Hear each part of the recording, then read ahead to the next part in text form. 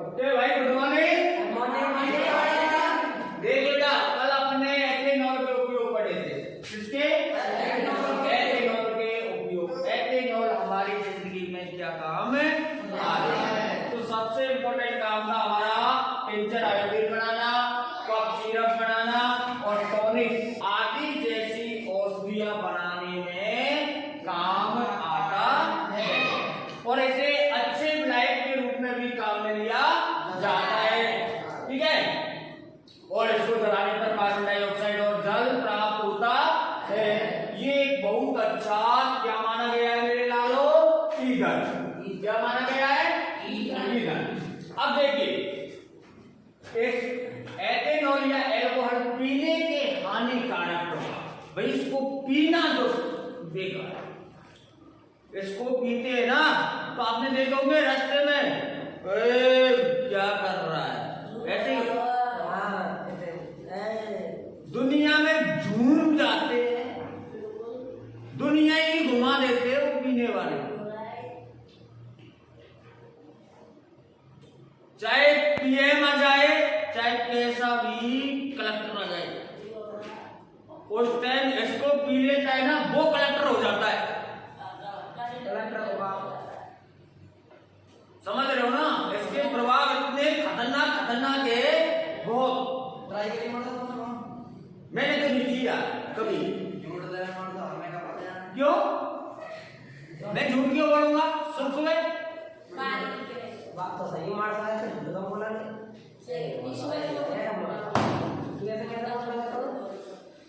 मैं झूठ क्यों बोलूंगा? नहीं, लेकिन आप जरूर ट्राई करना, लाइफ में कभी मौका मिले तो।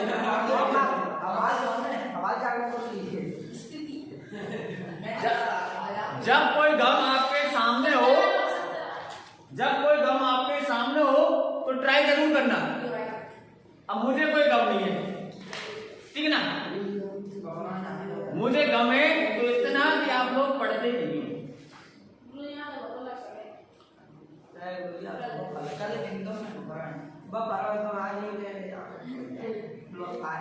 मुझे गम तो इतना सही है कि आप लोग पढ़ते नहीं हो, बाकी कोई गम नहीं है। चले देख भाई आगे देखो, एथेनॉल की छोटी मात्रा में उपयोग से मात करता या नशा आ जाता है। भाई ये हमें क्या कर देती है? नशे। ये हमें क्या करती है? नशा। और देखिए, नशा बहुत खतरनाक चीज है। इसकी एक बार लत लग जाए ना तो ये छूटती नहीं है। दुनिया में सबसे खतरनाक दो नशे, एक एक्स का और एक एल्कोहल का। अरे बहुत पीछे नशा है। नशे दो ही है, एक तो एक्स का मोहब्बत का और एक एल्कोहल का, ठीक है ना? हाँ, आगे देखो, एथेनॉल की अल्पकालिक उपयोग से उल्टी, सिरदर्द, लक, खाड़ी जुबान, उनीदापन आदि का कारण बन जाता है। जो एल्कोहल का सेवन करते हैं, एल्कोहल का जो सेवन करते हैं, कम नींद आती है उनको, ठीक है ना? उनका सिर दर्द करने लग जाता है, वोमिटिंग आने लग जाती है, ठीक है ना? तो ये कई कारण हो जाते हैं। जो जुबान जो है ना, कहना तो कुछ चाह रहा है और कह कुछ देता है। देखा होगा आपने आमतौर पर, कोई परिवारजन में पीता होगा, और ऐसा नहीं देखा है तो स्वयं पी के देख लेना, शाम को एक बोतल लाके और भाई साहब के आगे पी के, और फिर देखना।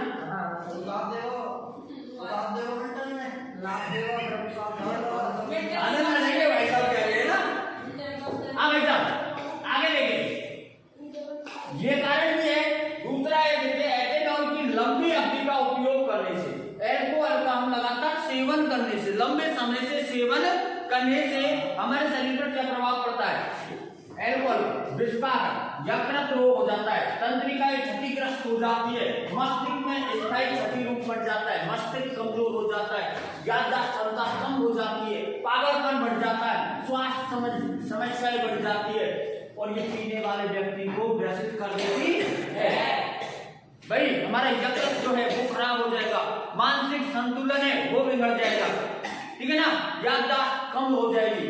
ऐसे कई कारण, हमारी मांसपेशियां खराब हो जाएंगी, तंत्रिकाएं खराब हो जाएंगी और सीधा आप परलोक सिधार जाओगे। किसी का कुछ लेके नहीं जाओगे, सीधा कहां सिधार जाओगे? परलोक। इसलिए मेरी मानो तो अल्कोहल का सेवन नहीं करना। ठीक है भाई, आगे देखिए। हाँ, यह चयापचय की प्रक्रिया को धीमा करता है। पाचन क्रिया जो है उसको कैसे कर देता है? धीमा। और केंद्रीय तंत्रिका तंत्र कमजोर हो जाती है, और जो हमारी केंद्रीय तंत्रिका तंत्र होती है बेटा, वो कमजोर पड़े जाती है। ठीक है ना, और यह सामान्य संकोच को कम करने में समय कमी, मानसिक भ्रम, उद्दीपन तथा भाव शून्यता आता है। मतलब कहने का घर में कलेश यही लेके आता है। घर में कलेश जो भी होता है वो अल्कोहल लेके आता है। लुगाई को पीटना, उसमें क्या आता है? उसमें आता क्या है? जब मैं बोल रहा हूं तो तुम्हें 35 वाला जरूरी है क्या कि उसमें अलग तत्व आता है कोई? तो पीते हो तुम लोग। ठीक है भाई, तो ये घर में हमारी सुख शांति को छीनने में बहुत बड़ा हाथ है इसका। ठीक है ना, तो इसका सेवन नहीं करना चाहिए। हाँ, आगे देखिए मेरे लालो। विकृत अल्कोहल औद्योगिक उपयोग के लिए तैयार एथेनॉल का दुरुपयोग रोकने के लिए इसमें मेथेनॉल जैसा जहरीला पदार्थ मिला दिया जाता है, जिससे यह पीने योग्य रह जाए। उद्योगों में इसका कार्य किया जाता है, ये काम में लिया जाता है, तो उसमें क्या मिला दिया जाता है? मेथेनॉल जैसा पदार्थ मिला दिया जाता है जो पीने योग्य नहीं रहता है। अल्कोहल की पाचन करने के लिए इसमें रंजक मिलाकर इसका रंग नीला बना दिया जाता है। अल्कोहल की पहचान करने के लिए इसमें क्या मिला दिया जाता है? रंजक, जिससे ये कैसे कलर का हो जाए? नीले, और हमें पता लग जाए कि क्या है? अल्कोहल। इससे विकृत अल्कोहल कहा जाता है। ध्यान रखना, विकृत अल्कोहल कैसे कहा जाएगा? कैसे कहा जाएगा? औद्योगिक उपयोग के लिए तैयार एथेनॉल का दुरुपयोग रोकने के लिए, ये तो वही एथेनॉल, ये जो है ना अल्कोहल, उसका उपयोग जो है ना औद्योगिक में, उसको एथेनॉल का दुरुपयोग रोकने के लिए इसमें क्या मिला दिया जाता है? मेथेनॉल जैसा पदार्थ मिला दिया जाता है जो पीने योग्य नहीं होता है। लेकिन अल्कोहल की पहचान करने के लिए इसमें कोई रंजक मिला दिया जाता है, जिससे इसका रंग कैसा हो जाता है? नीला, और ये विकृत अल्कोहल कहलाता है। विकृत अल्कोहल कैसे कहते हैं? जब अल्कोहल की पहचान के लिए इसमें कोई रंजक मिला दिया जाता है और जिसका रंग कैसा हो जाता है? नीला, उसे हम कहते हैं विकृत अल्कोहल। ठीक है भाई, और अल्कोहल की कुछ अभिक्रियाएं वो पढ़ लेते मेरे लालो। देखिए कौन कौन सी है। सोडियम के साथ हम किसकी अभिक्रिया करवा रहे? अल्कोहल की। किसकी? अल्कोहल की। अल्कोहल सोडियम के साथ अभिक्रिया करने पर हाइड्रोजन गैस निकालता है। अल्कोहल सोडियम के साथ अभिक्रिया करके क्या निकालता है? Hydrogen gas. और एक अन्य पदार्थ सोडियम एथो ऑक्साइड का निर्माण करता है। भाई अल्कोहल की हमने किसके साथ अभिक्रिया करवाई? अल्कोहल की, तो हमें क्या प्राप्त हुआ? सोडियम एथो ऑक्साइड और हाइड्रोजन गैस। देखिए समीकरण द्वारा करके देखते हैं। सोडियम ले लिया, अल्कोहल ले लिया, दोनों की अभिक्रिया करवाई, तो सोडियम एथे ऑक्साइड बन गया, और क्या बन गई? हाइड्रोजन। क्या बन गई? हाइड्रोजन। ठीक है ना, इस प्रकार हम रासायनिक समीकरण द्वारा भी इसको व्यक्त कर सकते हैं। ठीक है भाई, हाँ भाई आगे देखिए। असंतृप्त हाइड्रोकार्बन प्राप्त करने के लिए अभिक्रिया। असंतृप्त हाइड्रोकार्बन कैसे प्राप्त किया जाएगा? तो देखिए 443 केल्विन तापमान पर एथेनॉल को अधिक शांत सल्फ्यूरिक अम्ल के साथ गर्म करने पर एथेनॉल का निर्जलीकरण एथेन बन जाता है। भाई एथेनॉल से एथेन कैसे बनेगा? क्वेश्चन आ गया।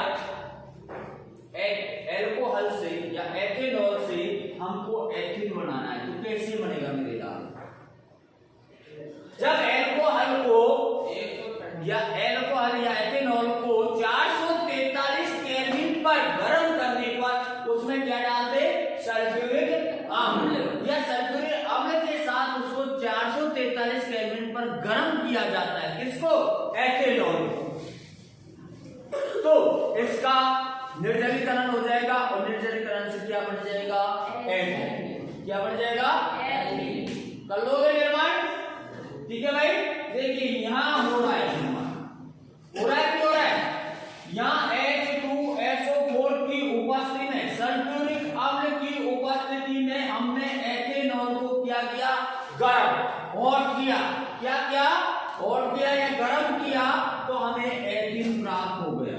और एल्कीन के साथ में जल और प्राप्त हुआ है मेरे लाल, क्या प्राप्त हुआ है, जल। ठीक है, आगे देखिए एथेनोइक अम्ल। एथेनोइक अम्ल को सामान्यतः एसिटिक अम्ल भी कहा जाता है। ध्यान रखना, एथेनोइक अम्ल को सामान्यतः क्या कहा जाएगा, एसिटिक अम्ल। यह कार्बोक्सिलिक अम्ल के अम्ल समूह से संबंधित है। इस समूह को कार्बोक्सिलिक अम्ल समूह कहते भी है भाई। कार्बोक्सिलिक अम्ल समूह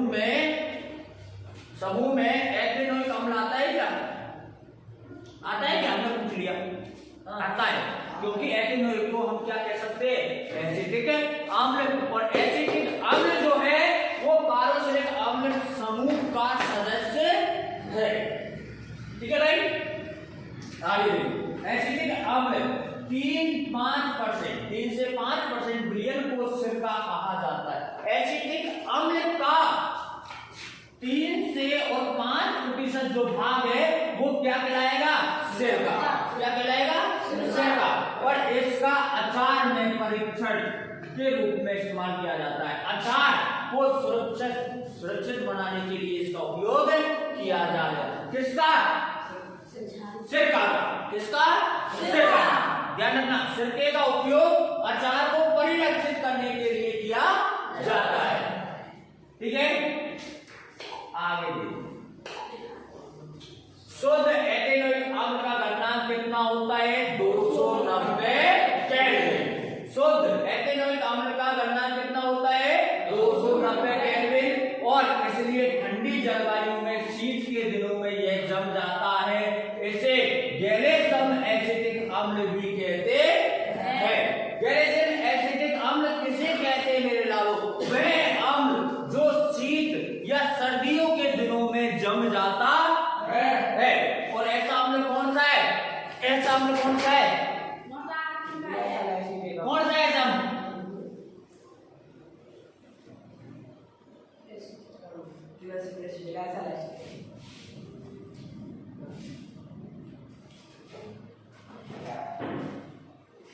मार दो ध्यान से साले को, समझना, समझ नहीं आएगा। कौन सा मेरे डाला ऐसा अम्ल, ठीक है ना। शुद्ध एथेनोइक अम्ल को हम सर्दियों के दिनों में जमा सकते हैं, या वो ऑटोमेटिक सर्दियों के दिनों के ताप के कारण वो जम जाता है, ठीक है ना। और इसे हम गैलियम एसिटिक अम्ल भी कहते हैं। ध्यान रखना, बहुत अच्छा है, लगा लो इसको।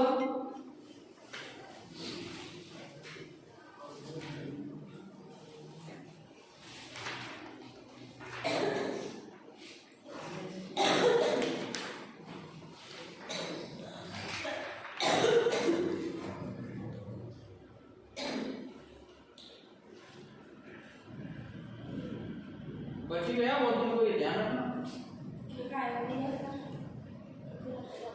नहीं बची गया तू, उसमें तो पढ़ती नहीं पढ़ती, तू बहुत दिन को बच गया। हाँ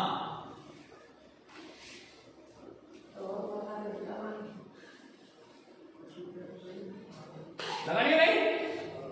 देखिए एथेनोइक अम्ल के गुण, क्या गुण होते हैं, इसकी प्रकृति कैसी होती है मेरे डालो, अम्लीय। कैसी होती है, अम्लीय। एथेनोइक अम्ल एक गंधहीन पदार्थ होता है। कैसा पदार्थ होता है, गंधहीन। इसमें से गंध नहीं आती है, किसमें से, एथेनोइक अम्ल में से। किसमें से, एथेनोइक अम्ल में से। एथेनोइक अम्ल का घनत्व 290 कैल्विन होता है। ये ध्यान रखना। ये दो चीजें हमने पढ़ी है, एथेनोइक अम्ल और एथेनॉल। एथेनोइक अम्ल और एथेनॉल दो चीजें हमने पढ़ी है, ठीक है ना। तो उसका भी करना ध्यान रखना, इसका भी करना ध्यान रखना। आगे चले, एसिटिक अम्ल एथेनोइक अम्ल का उपयोग देखिए भाई, या तो इनको एसिटिक अम्ल बोल लो या क्या बोल लो, एथेनोइक अम्ल। तो इनका उपयोग हम हमारी जिंदगी में कहां करते हैं, तो देखिए कहां करेंगे। एथेनोइक अम्ल उपयोग निम्न है। देखो, अचारों के परिवर्तन के लिए इसका उपयोग सिरके के रूप में किया जाता है। भाई हम अचारों में क्या डालते हैं, सिरका, जिससे अचार लंबे समय तक बना रहे, खराब ना हो। इसका उपयोग लेबोरेटरी अभिकर्मक के रूप में किया जाता है। सफेद शीशे के निर्माण में भी इसका उपयोग किया जाता है। सफेद शीशा बनाने में भी इसका उपयोग किया जाता है। किसका किसका एसिटिक अम्ल का या एथेनोइक अम्ल का। सिरका नहीं, रेयन रेशों के निर्माण में भी इसका उपयोग किया जाता है। रेयन के जो रेशे बनते हैं उनको उत्पादन में भी इसका क्या किया जाता है मेरे लालो, उपयोग। ठीक है, लाइफ में बहुत काम आने वाली चीज है। आगे इसका अगला उपयोग देखिए, एसिटिक अम्ल रबड़ के निर्माण में भी इसका उपयोग किया जाता है, ठीक है ना। इसका उपयोग एक ब्लैक के रूप में भी किया जाता है। ये हमने किससे उपयोग पढ़ी है, एथेनोइक अम्ल के। ध्यान रखना, अच्छा क्वेश्चन है, इसमें आ सकते हैं एथेनोइक अम्ल के उपयोग लिखिए या एथेनॉल के उपयोग लिखिए, क्वेश्चन आ सकता है, बहुत अच्छा क्वेश्चन है, ठीक है भाई। एथेनोइक अम्ल की अभिक्रिया देखिए, एथेनॉल अम्ल की अभिक्रिया हम किससे करवाएंगे, अब एसिडीकरण। एसिडीकरण क्या होता है देखिए, एस्टर मुख्य रूप से अम्ल व एल्कोहल की अभिक्रिया से निर्मित होता है। भाई मुख्य रूप से एस्टर मुख्य रूप से किससे निर्माण करेगा, होगा अम्ल व एल्कोहल की अभिक्रिया। अम्ल की अभिक्रिया एल्कोहल से करवाएंगे तो हमें क्या प्राप्त हो जाएगा, एसिडीकरण। एथेनोइक अम्ल किसी अम्ल उत्प्रेरक की उपस्थिति में परिशुद्ध एथेनॉल से अभिक्रिया करके एस्टर बनाता है। इसका या इसकी अभिक्रिया निम्न प्रकार, ठीक है ना। देखिए, एथेनोइक अम्ल ले लिया हमने, है ना, और एथेनॉल ले लिया, ठीक है भाई, और इनकी अभिक्रिया करवाई आपस में, तो हमारे पास में क्या बन के आया, एस्टर। क्या बन के आया, एस्टर, ठीक है। ध्यान रखना, समझ लेना, ये तुम्हारे दे रखी है नोटबुक में। आगे देखिए, एस्टर एथेनॉल में एथेनोइक अम्ल के आपसी अभिक्रिया कर या बनने वाले यौगिक को एस्टर कहते हैं। इसका अणुसूत्र क्या, CH3 COO CH2CH3। ध्यान रखना, एस्टर का सूत्र होता है, रासायनिक सूत्र है, इसका ध्यान रखना, ध्यान रखोगे। आगे देखिए भाई, एस्टर के उपयोग देखिए, हमारी जिंदगी में एस्टर का क्या उपयोग है। एस्टर एक मीठा गंध वाला पदार्थ होता है। इसका उपयोग निम्न प्रकार कर सकते हैं। इसका उपयोग इत्र बनाने में किया जाता है। किसमें, इत्र। इत्र जानते हो, सेंट, है ना, और ये स्वाद उत्पन्न करने वाले कारक के रूप में भी इसका उपयोग किया जाता है। इसका उपयोग साबुन व डिटर्जेंट बनाने में भी किया जाता है। सर्फ सोडा आता है धोने का, उसमें भी इसका उपयोग किया जाता है। कुछ एस्टरों का उपयोग बहुलक बनाने में भी किया जाता है, जैसे पॉलिएस्टर, रेशे, जो बहुलक होते हैं ना, छोटे छोटे रेशे होते हैं ना, होते हैं रेशे, बहुलक। हमारे कपड़े किसके बने, बहुलक की बने ना, ये, ठीक है ना, जिन्हें पॉलिएस्टर कहते हैं। एक कक्षा 8 में पढ़ा होगा आपने, ठीक है ना। एस्टीकरण अभिक्रिया देखिए, वह अभिक्रिया जिससे एस्टर का निर्माण होता है, एस्टीकरण अभिक्रिया कहलाती है। वह अभिक्रिया जिससे किसका निर्माण हो जाता है, एस्टर का निर्माण होता है, वो एस्टीकरण अभिक्रिया कहलाती है, ठीक है भाई। आगे चले, साबुनीकरण देखो, बहुत अच्छा है साबुनीकरण, साबुन का निर्माण, ठीक है ना। अम्ल या क्षारक की उपस्थिति में एस्टर से पुनः एथेनॉल में एथेनोइक अम्ल बनने की प्रक्रिया को साबुनीकरण कहते हैं। भाई किससे बनेगा? अम्ल या क्षारक की उपस्थिति में, दोनों में से एक की उपस्थिति में एस्टर से पुणे। पहले एथेनॉल से हमने एस्टर बनाया था ना, अब एस्टर से हम पुणे क्या बना रहे? एथेनॉल। और एथेनॉल बनने की क्या कराएगी? बनने की प्रक्रिया साबुनीकरण, क्योंकि एस्टर का उपयोग साबुन बनाने में किया जाता है। ठीक है ना? निम्न अभिक्रिया द्वारा हम साबुन बना सकते हैं। देखिए एस्टर ले लिया हमने, है ना, और हमने सोडियम हाइड्रोक्साइड, सोडियम हाइड्रोक्साइड एक क्या है? क्षार। क्या है? क्षार। तो क्षार की उपस्थिति में एथेनॉल बन गया। क्या बन गया? एथेनॉल, C2H5OH, एथेनॉल बन गया। एल्कोहल का सूत्र है, ठीक है ना। और एथेनोइक एसिड अम्ल बन गया। क्या बन गया? एथेनोइक अम्ल, है ना। तो ये अभिक्रिया इस प्रकार संपन्न हुई है सोडियम हाइड्रोक्साइड की उपस्थिति में। अब देखिए क्षार के साथ में अभिक्रिया करवाइए, क्षार के साथ में अभिक्रिया करो तो देखिए खनिज अम्ल की भांति एथेनोइक अम्ल सोडियम हाइड्रोक्साइड जैसे क्षारक से अभिक्रिया करके लवण और सोडियम एथेनोल या सोडियम एसिटेट तथा जल बनाता है। भाई सोडियम हाइड्रोक्साइड की अभिक्रिया हमने किससे करवा दी? एथेनोइक अम्ल से। और हमारे पास में क्या प्राप्त हुआ? Sodium acetate. क्या प्राप्त हुआ? Sodium acetate. और साथ के साथ में प्राप्त हुआ हमारे पास में जल। ठीक है, आगे देखिए कार्बोनेट एवं हाइड्रोजन कार्बोनेट के साथ अभिक्रिया। कार्बोनेट एवं हाइड्रोजन कार्बोनेट के साथ में हमने अभिक्रिया पाठ नंबर 2 में भी पढ़ी थी कि नहीं पढ़ी थी? हैं? तो एथेनोइक अम्ल कार्बोनेट एवं हाइड्रोजन कार्बोनेट के साथ अभिक्रिया करके लवण कार्बन डाइऑक्साइड एवं जल बनाता है। ये चीज हमने वहां देखी थी कि लवण कार्बन डाइऑक्साइड और जल प्राप्त होते हैं जब भी धातु कार्बोनेट हाइड्रोजन कार्बोनेट अम्ल या क्षार के साथ अभिक्रिया करता है ना। इस अभिक्रिया में उत्पन्न लवण को सोडियम एसिटेट कहते हैं। और जो उत्पन्न लवण होगा, उत्पन्न जो लवण होगा उसको क्या बोलेंगे हम? Sodium acid. ये दोनों जो है ना वो क्या है? Sodium acid. ठीक है ना। चले आगे, ठीक है भाई। देखिए साबुन के अणु लंबी श्रृंखला वाले होते हैं। कैसी श्रृंखला वाले होते हैं? लंबी श्रृंखला वाले होते हैं। इनको कार्बोक्सिलिक अम्लों के सोडियम और पोटेशियम लवण होते हैं। ये जो लंबी श्रृंखला वाले होते हैं साबुन के अणु, वो क्या होते हैं? सोडियम एवं पोटेशियम लवण के होते हैं। ठीक है ना। साबुन का आयनिक भाग जल में घुल जाता है, जबकि कार्बन श्रृंखला तेल में घुल जाती है। दो भाग होते हैं, एक तो आयनिक भाग होता है, एक कार्बन श्रृंखला वाला भाग होता है। तो आयनिक भाग तो किसमें घुल जाएगा मेरे लाल? जल में घुल जाएगा। और कार्बनिक श्रृंखला वाला भाग किसमें घुल जाएगा? तेल में। साबुन अपनी सफाई प्रक्रिया मिसेल की संरचना बनाकर करता है। ये कैसी संरचना बना लेता है? मिसेल। डब्बे को चारों तरफ से घेर लेता है। ठीक है ना। अब मिसेल की संरचना क्या होती है देखिए।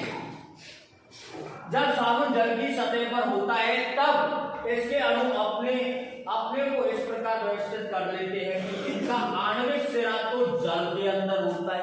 आणविक सिरा कहां होता है? जल के अंदर। और जबकि हाइड्रोकार्बन पूंछ जल के बाहर होती है। ये जो है, ये देखो ये सिरा है ना, तो ये जो तेलीय मैल को अपने केंद्र में एकत्रित कर लेते हैं। अंदर जाएगा एक सिरा बाहर होगा और वो तेलीय मैल जो होगा उसको अपने केंद्र में ले लेते हैं, अपने अंडर में ले लेते हैं। और ऐसा अणुओं का बड़ा समूह बनने के कारण इस संरचना को क्या कहते हैं मेरे लाल? मिसेल संरचना। क्या कहते हैं? मिसेल। तेल की बूंद तो ये है, ठीक है ना। ये सोडियम बाहर वाला सिरा हो गया और ये कहां है? अंदर वाला सिरा। घेर लिया इसको चारों तरफ से, घेर लिया कि नहीं घेरा? ये घेरा है तो तेल का डब्बा रहेगा कहां पर? जिसे नहीं रहेगा ना, और नहीं जाएगा।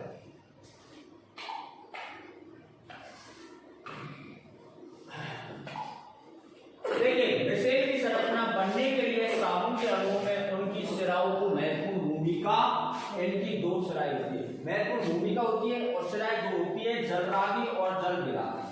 जलरागी और जलविरागी। जलरागी किसे कहते हैं? साबुन के अणु दो सिरों के में से एक सिरा जो जल में घुलनशील होता है उसे जलरागी कहते हैं। वह सिरा जो जल में घुल जाता है उसे जलरागी सिरा कहते हैं, और वह सिरा जो तेलीय मैल में विलय हो जाता है उसे जलविरागी सिरा कहते हैं। जो तेल में घुल जाता है या तेल में मिल जाता है उसे तो कहते हैं जलविरागी, और जो जल में घुल जाता है उसे जलरागी सिरा कहते हैं। ठीक है भाई, देख लीजिए, ये तो जलरागी सिरा है जो जल में घुलेगा, है ना, और ये कौन सा है? जलविरागी सिरा जो तेल के डब्बे के पास में रहेगा। ठीक है ना? दोनों में अंतर देखो, दोनों सिरों में अंतर क्या होते हैं मेरे लाल? जलरागी यह जल में विलय होता है, इसका आयनिक सिरा होता है, देखो सोडियम आयनिक सिरा है, यह मिश्रण की संरचना में बाहर की ओर जल में घुला होता है। और जलविरागी देखिए, यह जल में विलय नहीं होता है, जबकि हाइड्रोकार्बन तेल में विलय हो जाता है। जलविरागी तेल में विलय होगा, यह आयनिक सिरा नहीं होता है, आयनिक सिरा नहीं होता है, जबकि जलरागी सिरा आयनिक सिरा होता है। यह मिश्रण की संरचना में अंदर के हिस्सों में तेलीय भाग की ओर होता है, जो तेल के अंदर की ओर इसका सिरा होता है। ठीक है भाई, अब साबुन की सफाई की प्रक्रिया और बची हमारी लाइन।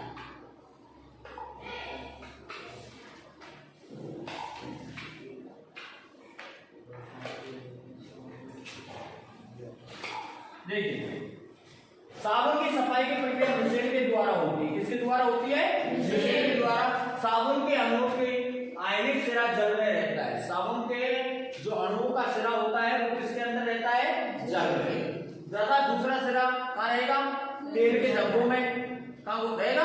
तेल के डब्बों में। और विशेष संरचना का निर्माण कर लेते हैं। विशेष संरचना का निर्माण करेंगे, मिश्रण के रूप में साबुन अच्छे स्वच्छ करने के लिए सक्षम होता है, क्योंकि तेलीय मैल मिश्रण के केंद्र में एकत्रित हो जाता है।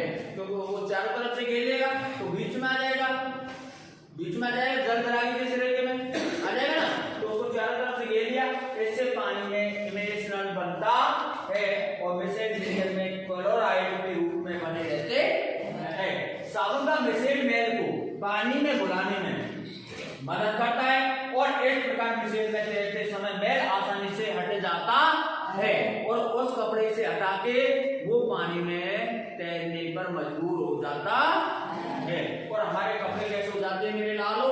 साफ हो जाते हैं। ठीक है भाई, ये हो क्या है मिश्रण के गुण। तो देखिए, पहला गुण, मिश्रण के रूप में साबुन सफाई करने में सक्षम होता है। यदि मिश्रण की संरचना नहीं बनेगी तो साबुन सफाई का कार्य नहीं करेगा। मिश्रण विलयन में क्लोराइड के रूप में बना रहता है, और मिश्रण जो होता है वो विलयन में किसके रूप में बना रहता है? यह आयन विकर्षण के कारण अवक्षेपित नहीं होते हैं। साबुन के मिश्रण प्रकाश को प्रकटित कर सकते हैं, और साबुन मिश्रण मैल को पानी में घुलने में मदद करता है।